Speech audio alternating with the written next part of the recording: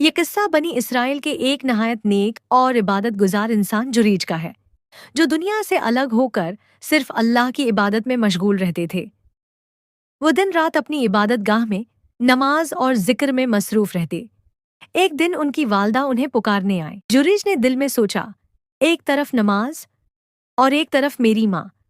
جب جریج نے بار بار جواب نہ دیا تو ماں کا دل ٹوٹ گیا۔ آئے اللہ، اسے رسوائی دکھائے بغیر موت نہ دینا۔ کچھ عرصے بعد ایک بدکار عورت نے جریج کو گناہ میں ڈالنے کا چیلنج کیا، مگر جریج نے اس کی طرف دیکھا تک نہیں اور وہ ناکام لوٹ گئی۔ پھر اس عورت نے ایک جھوٹا الزام لگایا، یہ بچہ جریج کا ہے۔ لوگ غصے میں آ گئے، عبادت گاہ توڑ دی اور جریج کو مارنے لگے، مگر جریج نے صبر کیا، وضو کیا اور نماز ادا کی۔ اے بچے، پتا تیرا باپ کون ہے؟ اللہ کے حکم سے بچہ بول پڑا، میرا باپ ایک چرواہا ہی۔ یہ سن کر سب لوگ شرمندہ ہو گئے اور جریج سے معافی مانگنے لگے۔ یاد رکھے، عبادت اپنی جگہ، لیکن ماں باپ کی خدمت سب سے بڑی عبادت ہے۔ ماں کو رلانے والا کبھی کامیاب نہیں ہوتا۔